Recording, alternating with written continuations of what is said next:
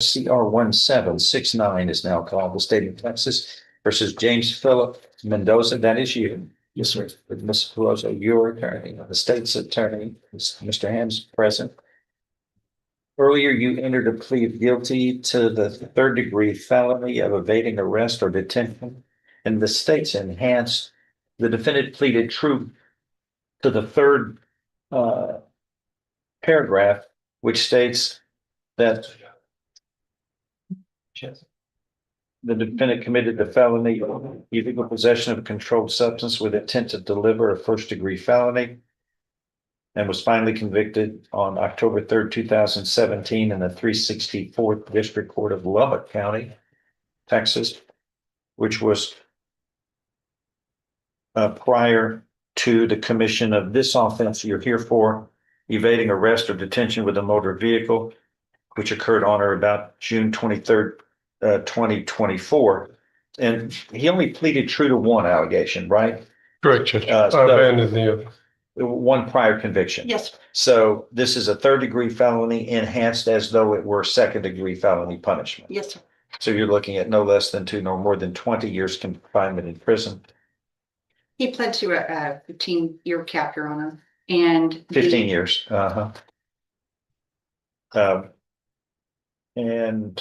And then the so it's no less than 2 nor more than 15. Yes, sir. Is what we're looking at.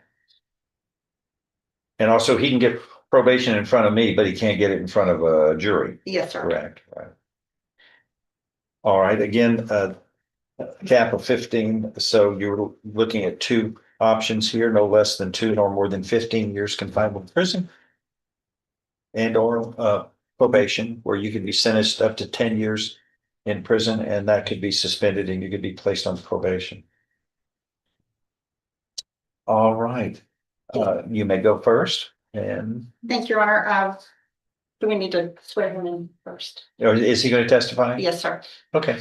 Raise your right hand, sir. Do you solemnly swear or affirm any statements you make during this hearing shall be the truth, the whole truth, and nothing but the truth? So help you God. Yes, Your Honor. Lower your hand. Go ahead. Thank you. Your Honor, first I would like to call your attention to the pre-sentence investigation report. Which part? Well, there are several issues. And I wouldn't necessarily call them issues, but things that need clarification or things that appear to be missing that I think need. This is where the defense begins laying the foundation for its entire sentencing argument. Instead of disputing what happened during the police chase, the attorney shifts the court's focus toward why it happened. That's an important distinction. In sentencing hearings, lawyers often try to present mitigating circumstances, factors that don't excuse the crime but may explain the defendant's behavior. Here we're hearing about childhood trauma, mental health diagnoses, and missing details in the pre-sentence investigation report. Those issues could potentially influence whether a judge views rehabilitation as realistic or decides that punishment should take priority instead. What do you think? Should documented mental illness significantly reduce a sentence, or should public safety always outweigh those considerations? Let us know your thoughts below.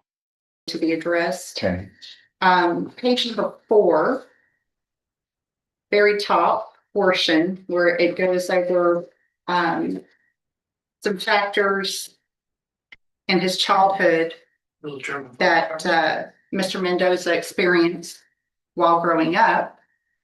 There was a bullet point that was blank, as though there was something that was meant to be there, which is one of the most important factors, I believe, that triggered Mr. Mendoza's post-traumatic stress disorder that's mentioned in his medical records from Spindletop.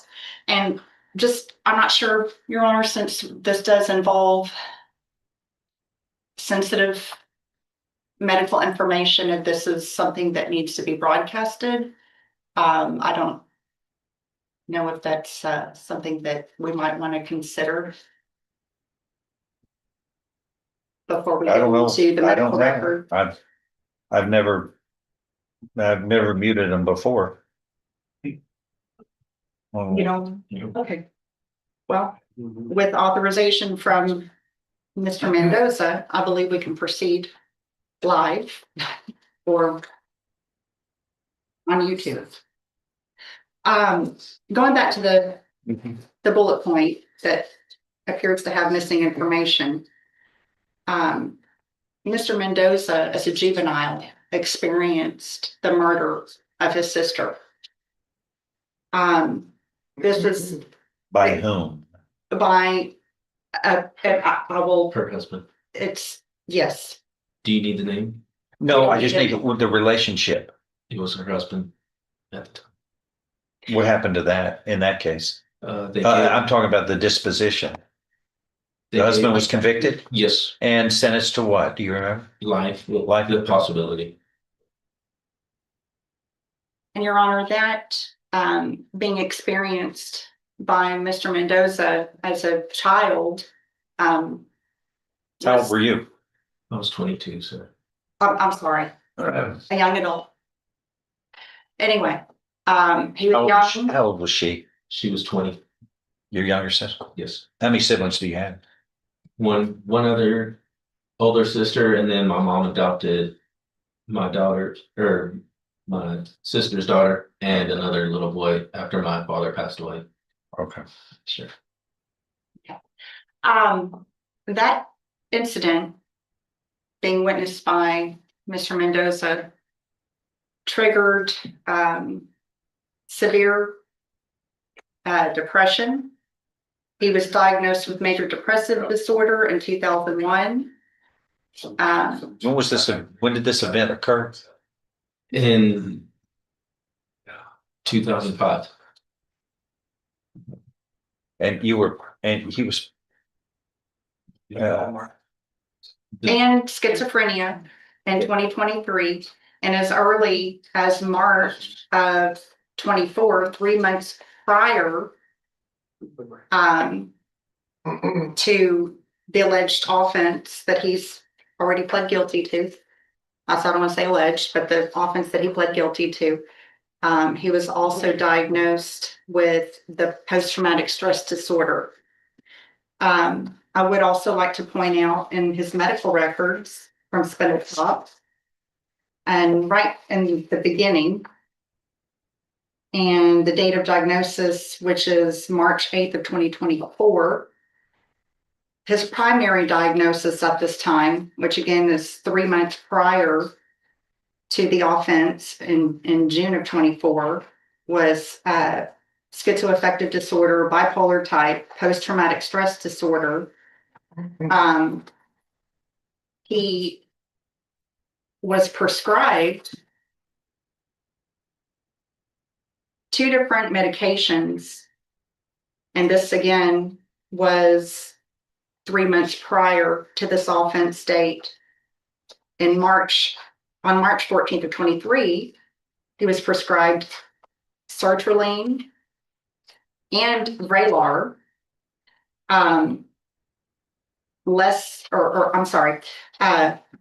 March 8th of 2024, he was on Vraylar, but then he was given sertraline. Then they discontinued that, and just days later put him back on Vraylar and sertraline. And the medication withdrawal and the change in his body and psychosis because of these medications being changed caused him extreme panic attacks, unusual thought patterns. He mentioned this. When? This was 3 months prior to the offense. To this event. Yes, sir. Go ahead. He brought this to the attention of the person that had prescribed him, to the doctor that prescribed the medication, and so that, he was having unusual thought patterns. And I would also like to bring to the court's attention in the medical records that just 6 months after this event occurred, he was seen in December of 2024. And there's like a category of issues that they assign a number to based on the level but the severity. Suspiciousness being 1, moderate. They gave it a score of 4. Unusual thought content, 4, moderate. Hallucinations, 4, moderate.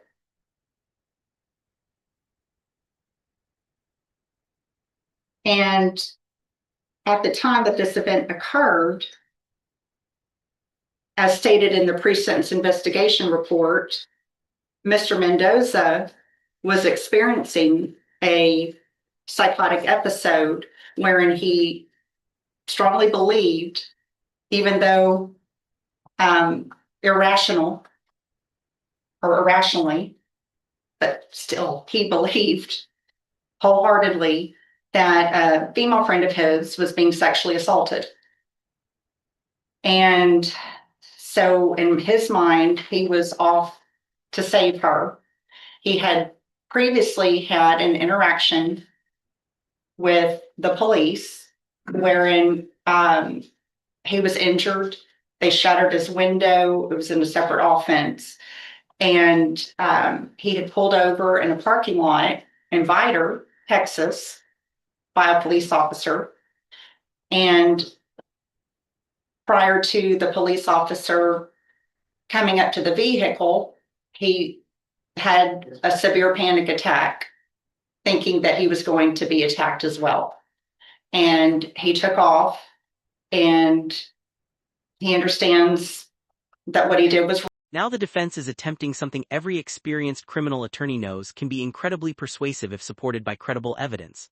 Rather than denying the dangerous police pursuit, they're arguing that Mendoza wasn't acting out of criminal intent but out of fear fueled by a mental health crisis.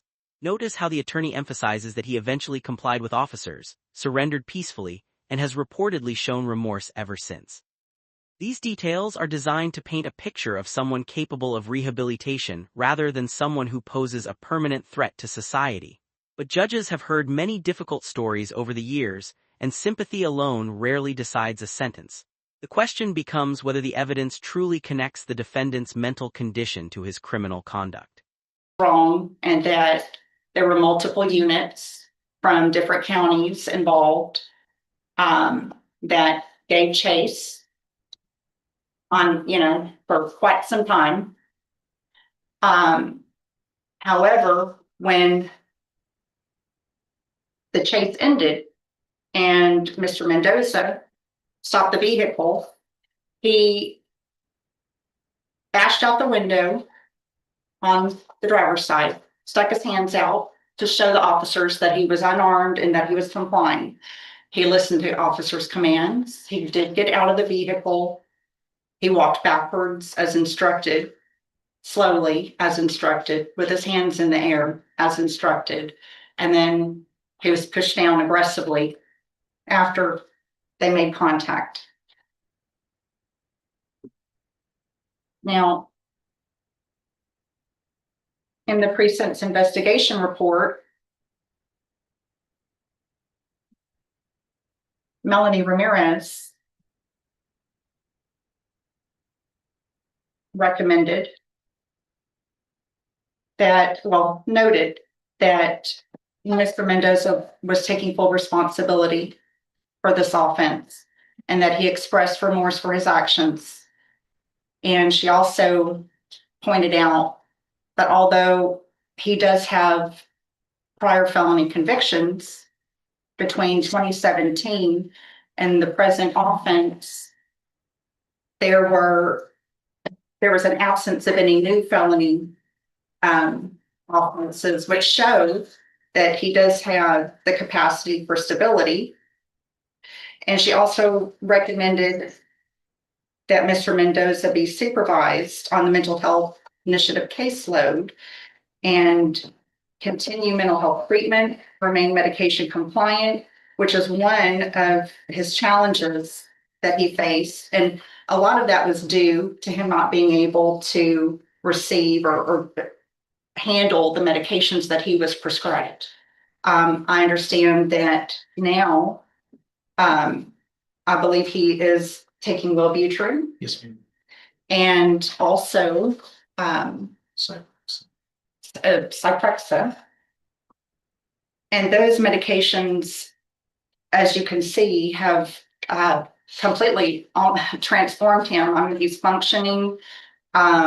He's been able to be a law-abiding prisoner.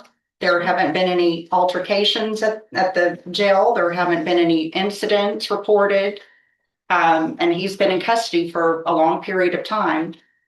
And for these reasons, I believe that he would be a good and successful candidate for probation. And so I would also like to call Mr. Mendoza, and he would like to say a few words to the court. Mr. Mendoza, what would you like for the court to know? I would just like everybody to know that I apologize for what I've done. I'm deeply sorry. I did not mean to run. What did you mean to do? I was pulling over and the schizophrenia was telling me, just like an audible voice in my head, that they were going to hurt me, and I drove off. Mr. Mendoza, let me ask you something. When you say you hear voices, because that is also mentioned in your medical records, what kind of voices are these that you hear? Sometimes I hear my friends from Lubbock, telling me to hit myself. That's what the Zoloft and the Vraylar were causing me to do, hit myself. And is that what the sertraline was? Yes, ma'am. Okay. These voices, how long have you been hearing these voices? Since after my sister passed away. And are these voices ever positive? No. They're negative, right? Yes, ma'am. And what kind of things do these voices tell you to do? To hit myself. And to injure yourself. To hurt myself. Okay. And what are your intentions if you were placed on probation in terms of residency? Where would you be residing? Either at the Beaumont Center, the Texas, or the Franklin Land Manor, or with my friend Susan, who's been helping me. I've been working on her house since Hurricane Harvey. Okay. And she's been needing work on her house. Okay. Do you have family that's willing to step in and help you Hold as on. well? How long have you been in jail? A year and 7 months. Okay. When was the last time you worked on the lady's house? Before you went into jail? Yes, sir. Okay, that was over a year and a half ago. Yes, sir. Okay. Okay. Yes, sir. Yeah, I thought he was the way he was speaking. I thought he was at night working at Right. the house or something. Right. Like a furlough or something. I didn't understand that. Mr. Mendoza, with regards to your medication, that in your medical records, that's been a concern for them, that you weren't making all of the scheduled appointments. Your medication was kind of irregular.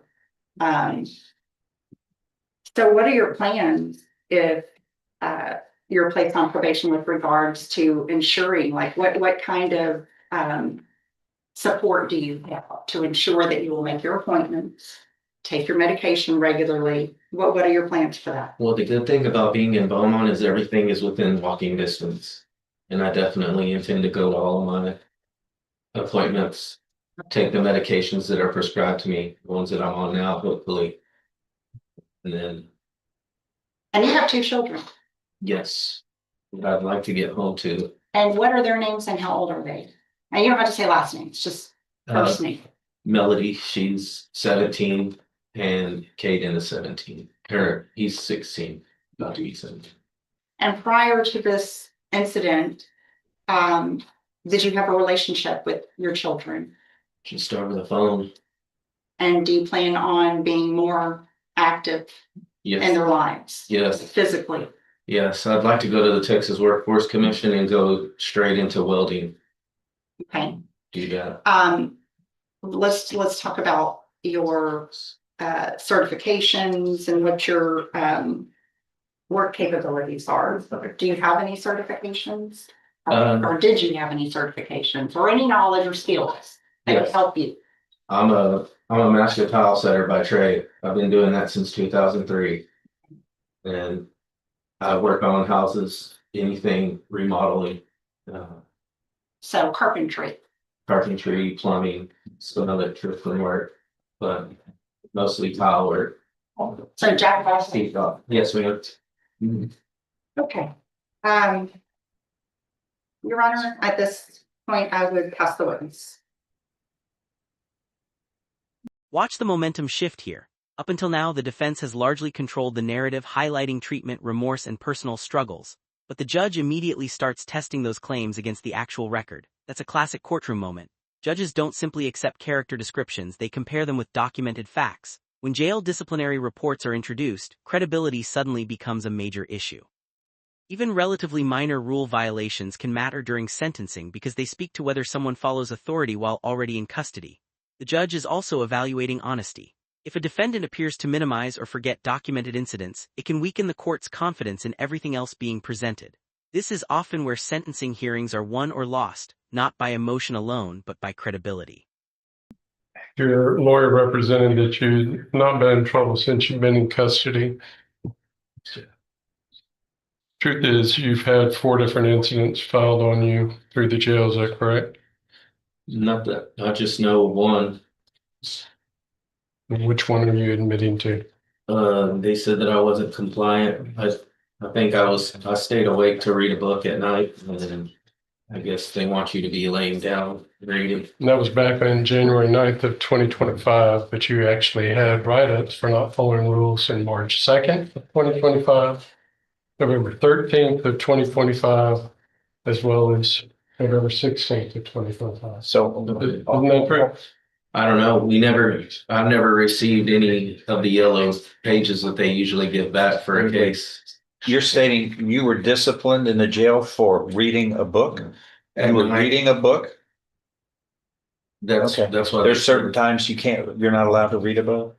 Yes, sir. Again. All his reports are about rules, Judge. Okay. Was it at nighttime when people were sleeping? Yes. Is that it? Is there a rule at the jail that states that you sleep time is for everybody to sleep, and if you're reading a book that might disturb others? Is that Basically what it is? yes, sir. Okay. All right. So you only remember one of those particular matters, correct? Yes, sir. All right. So let's shift gears. Your lawyers presented to the court that all these issues are dealing with your mental health. We all know, because the judge is reading your PSI, that you've been in the criminal system on multiple occasions. Did you bring these allegations to the forefront in any other time that you've been dealing with the court system, sir?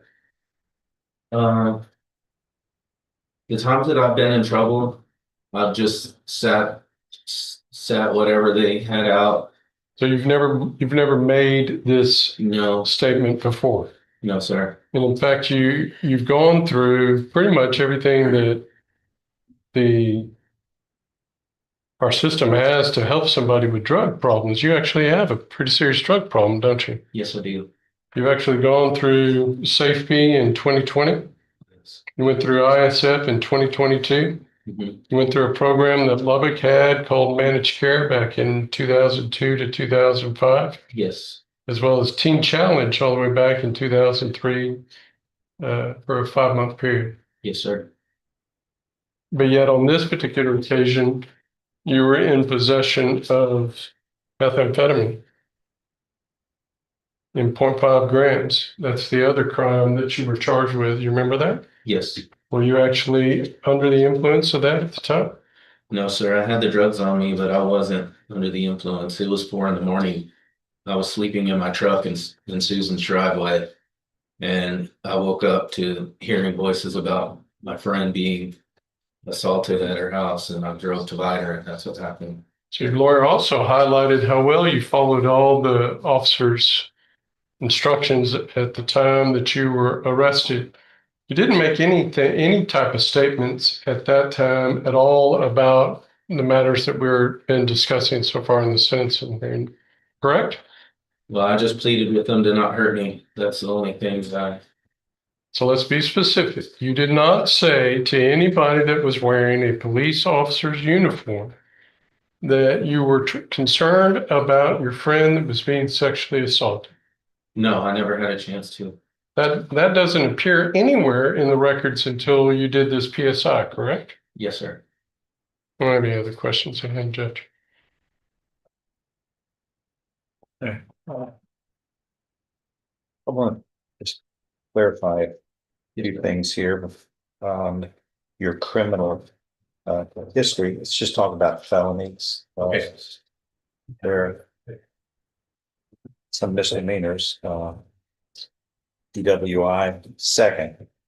So you had a DWI first, a DWI second, according to the indictment, the second paragraph that was not pleaded true to, but it was alleged in the indictment that you were convicted of a third degree DWI on or about November 8th, 2012. And that looks like it's relevant. It's in the pre-sentence report. By the way, any objections to the pre-sentence report other than what's been stated? No, Your Honor. Because it's made a part of the record for this hearing. This states in 2012, you were sentenced to 3 years in prison for a DWI third. So you had 2 priors, and then you had been placed on deferred or unadjudicated probation for illegal possession of a controlled substance in 2010, and that was deferred. Then you had the DWI third conviction in 2012. Then in 2016, 70 days in jail, illegal possession of a controlled substance. That must have been reduced to a misdemeanor. Is that right? Because that doesn't look like a felony punishment. Well, I don't know Unless about it was that. a state jail, Judge. what had happened was State jail. they didn't have any evidence. It says you spent 70 days in jail for no evidence. It was as a 1244, Judge. Oh, You're going to be straight with me. You're under oath. yes, sir. Nobody knows more about your life than you. He's correcting you about your There life. was a time that had happened where I did 6 months, and then my lawyer said that it was dismissed. Let me say this. That's not. This is the 70 days, yes, sir. Is that the one we're talking? Okay, I'm looking at this state jail felony, 70 days. Then the judgment of conviction by the court, state jail felony. It was 1244, section 1244 of the Texas Penal Code, which means it was punished as though it were a misdemeanor. Yes, I think he's. But it's a felony. Yes, I think Conviction. the dismissal is what. I know you're doing your best you can to explain it, but that's not the way he said it. And nobody, you and I, he knows more about his life than we do. But be careful. You're under oath here. Yes, sir. Yes, sir. So we're going to go through this. So that's a second felony, this controlled substance. Then we've got in 2017 attempt to take a weapon from an officer, and that was 225 days in jail. Was that another 1244? It was. It was. So that's a third felony conviction, not counting the 2017 10 years conviction. So this is, another 1244 conviction. You were punished as though it were for misdemeanor punishment, but you were convicted for a felony, a state jail felony. So that's 4. So you got 4 felony convictions. And here you are with me. Yeah, okay. Yeah. So and this earlier illegal possession of a controlled substance out of Hale County, Texas, did you complete that probation without being revoked in 2010? Yeah. Did you complete that or was that revoked? It doesn't show. I ended up doing 2 years state jail for that. When I got this down there. Okay, Okay. So that's a fifth conviction, right? Five.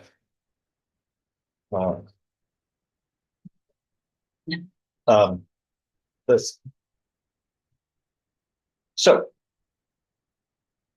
Criminal history and the circumstances of a crime are all the basis of what punishment shall be. That's the theory of punishment, using those basic parts into the formula. So here in this event of evading arrest or detention, the police arrest you and you're acting bizarre. And they've got this crystal methamphetamine on you. You don't think that has something to do with that? I didn't run because of the drugs, sir. Okay. Where'd you get those drugs from? Giving a ride to No, someone. who did you get them from, sir? From somebody, homeless person. A homeless person, unnamed homeless person who's just giving out crystal meth to people? I was giving a ride. Every polygraph in this town is ringing right now. It's so unbelievable. You see, this isn't believable. I was going to some other place, sir. No, I'll tell you where you're going. You're heading to prison here. You're not being truthful. Of course, crystal meth makes people act goofy. Yes, sir. You've got it on you, but it's something else. And you can't even tell us who you get it from. That's how forthright you are at the time of sentencing. This exchange may end up being the turning point of the entire hearing. The judge isn't just questioning Mendoza's criminal history anymore, he's questioning whether he's being truthful in court today. When the defendant claims the methamphetamine came from an unnamed homeless person, the judge responds with open skepticism, even joking that every polygraph in this town is ringing. While it's a memorable courtroom moment, it also serves a serious purpose. Sentencing judges closely evaluate credibility, because they must decide whether a defendant is genuinely accepting responsibility or simply offering explanations they find difficult to believe.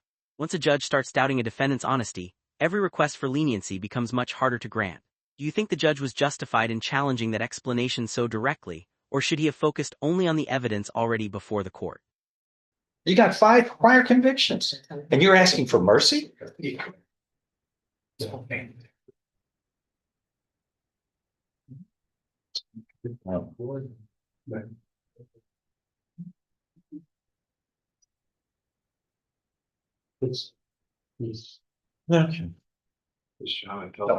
Final, let's move forward here. yes, sir. From the defense, what are you asking for and what the state's asking? Probation, Your Honor, that the court would be so kind and merciful. Judge, I'm going to Given ask for, something, you're doing the best, she's doing the best she can, but she's trying to Your Honor, I would point, making something out of nothing here. You got to give her something to work with. Your Honor, I would point out that, and it's no excuse, absolutely, it's no excuse, but it is very common for persons involved or dealing with mental issues such as schizophrenia, post-traumatic stress disorder. When would, You know, that when they was he ever- medicate, they when was he ever self-medicate. diagnosed with that? When, When was he just diagnosed with that? Yeah. so in the very beginning, well, 2023 was the schizoaffective disorder. It was official. That was the first note that I have in the medical records when he started receiving services. The But he major was- where was he depressive. at that time? In jail? Wasn't he? And no, Your Honor. No? Were you? He was on parole. He was on parole. He's set to finish in February 2027. Is that correct? But it's very common, Your Honor, for people that suffer from mental diseases, because they are diseases of the brain, that they self-medicate. And again. And when were you diagnosed with that? An excuse, but 2023. Okay. he was All right. also Well, diagnosed. hold on with that. Hold on with Okay. that thought. We're going to go to the Okay. pre-sentence report. And I want everybody to look at page 4. Okay. Substance abuse history. Cocaine. Age at first usage, 19. Date of last use, 2006. Frequency, daily. 6 years of daily cocaine use, and it's some other psychological problem that's affecting him, not daily for 6 years cocaine use, plus throwing in the crystal meth that we've got him on.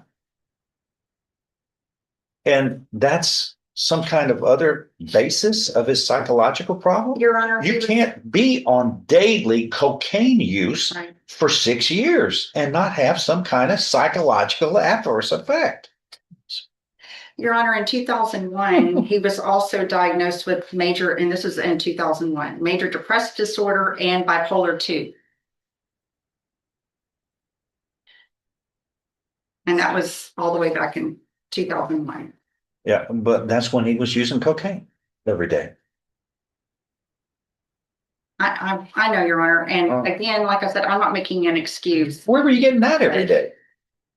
How do you get that every day? You can't, how can you afford that for years? Where were you getting that from? I was working, sir. No, that's not the answer.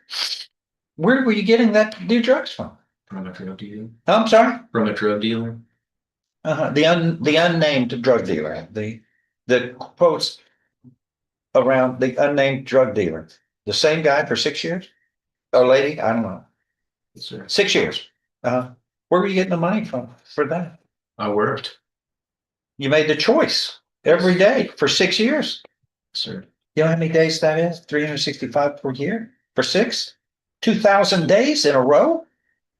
You couldn't figure out the right choice to make? It's been a struggle, sir. Your choices are your struggle, your own choices. You know right from wrong, right? Okay, and then we're not even talking about the crystal meth that you get caught with at the scene of the crime here. Okay, all right. Look,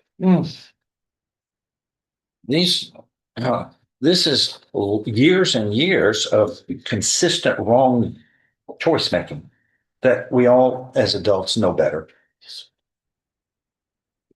And we pay the consequence when we made the choice.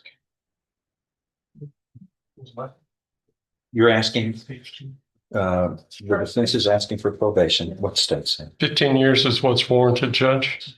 All right, When we Mr. look at, I'd like to point out that factually, this man ran from Vidor all the way through on I-10, all the way through the heart of Beaumont till the very end, where he didn't stop. The law enforcement had to use means to disable his vehicle. We're lucky no one died in all this, and those are facts out of this particular offense. This plea came after 2 years of it sitting around with him exercising the right for trial, which is absolutely fine. But part of the preparation of getting ready for trial was the reviewing of all the media that takes place. And there was no indication this man was under some mental health breakdown from my perspective. If there was evidence of that, I would have had concerns about that going forward in the jury trial, which is why I highlighted that nothing was said to these law enforcement officers. Nothing was said until we get down to let's see what's going to happen with punishment. This man was using drugs, admittedly, in this PSI up until the time that he was arrested. The only thing he didn't admit to was the cocaine that you talked with him about. We have done everything we can to help this man with this system before he got here. And it's failed. It's failed miserably. And that is why I'm strongly opposed to the concept of giving him another break. He's already gotten 2 state jails that were dropped down to county jail time. probation to me is a joke. I appreciate the advocacy, but it's not warranted here. What the PSI officer does properly point out underneath the quote unquote recommendations, the last sentence, first paragraph. Given the combination of these factors, the defendant appears to require a high level of structure, accountability, and treatment-focused supervision to address the criminogenic needs identified during this investigation. We don't see those words very often, Judge, and you and I've read a lot of these PSIs. That tells me that in the most kindest words they can say is that probation's not appropriate for him. She then goes on to explain the reason for that is because of his his repeated justice involvement, persistent substance use concerns, and she also details his mental instability. They're using it as a crutch today. I don't see anything that warrants some mercy here. Even the comment that the officers were aggressive about how they took him down, that's inappropriate. These officers did everything they could to keep the citizens of Jefferson County safe. I'm trying to follow that through and asking Your Honor to sentence him to 15 years. This exchange may end up being the turning point of the entire hearing. The judge isn't just questioning Mendoza's criminal history anymore, he's questioning we at this stage. Both sides have made their strongest arguments, and the courtroom has reached the moment where everything comes together. The prosecution emphasizes Mendoza's repeated criminal history, long-term substance abuse, and the danger created by a police chase that crossed multiple jurisdictions. The defense, on the other hand, continues to argue that untreated mental illness, trauma, and medication issues deserve meaningful consideration. This is one of the most difficult balancing acts any sentencing judge faces. The court isn't deciding whether the defendant committed the crime. That question has already been answered by the guilty plea. Instead, the judge must determine what sentence best protects the public while remaining fair to the individual standing before the bench. Every comment the judge has made so far suggests he's weighing accountability against compassion, and the final decision is only moments away, though he's being truthful in court today. When the defendant claims the methamphetamine came from an unnamed homeless person, the judge responds with open skepticism, even joking that every polygraph in this town is ringing. While it's a memorable courtroom moment, it also serves a serious purpose. Sentencing judges closely evaluate credibility, because they must decide whether a defendant is genuinely accepting responsibility or simply offering explanations they find difficult to believe. Once a judge starts doubting a defendant's honesty, every request for leniency becomes much harder to grant. Do you think the judge was justified in challenging that explanation so directly, or should he have focused only on the evidence already before the court? You see. Anything else? Okay. All right. Mr. Mendoza, anything else you want to add, sir, here? In this 24 CR 1769, the court finds as follows: that the defendant has pleaded guilty to paragraph 1 and true to paragraph 2 of this indictment. Paragraph 1 alleging the third degree felony of evading arrest or detention with a motor vehicle, and paragraph 3, a prior conviction of illegal possession of a controlled substance with intent to deliver, a first degree felony. So this third degree felony has been enhanced to a second degree felony.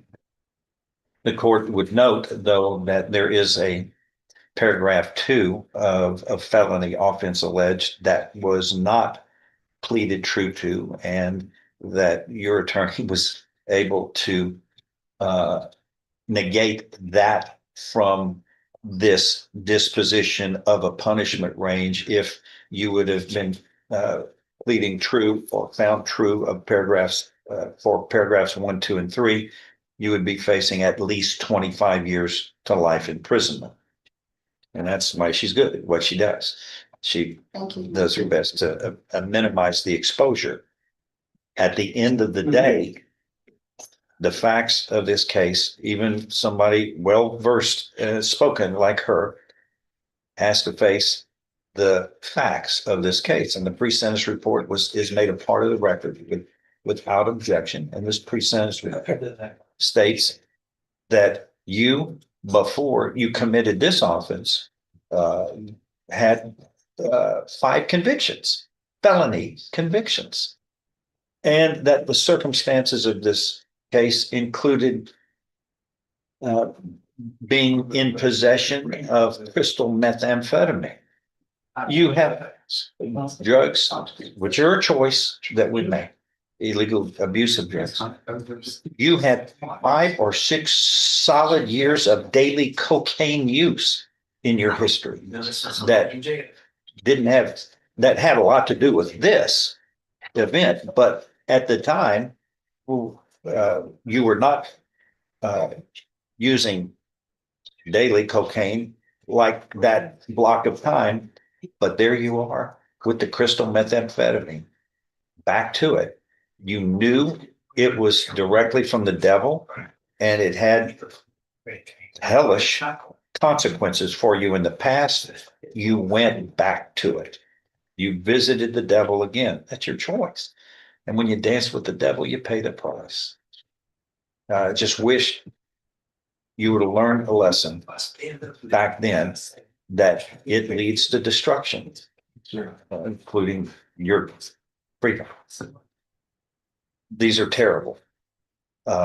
And once again, the fact that you're not looking at a minimum 25 years is again a tribute to the vigorous defense that you have here when you're lawyer.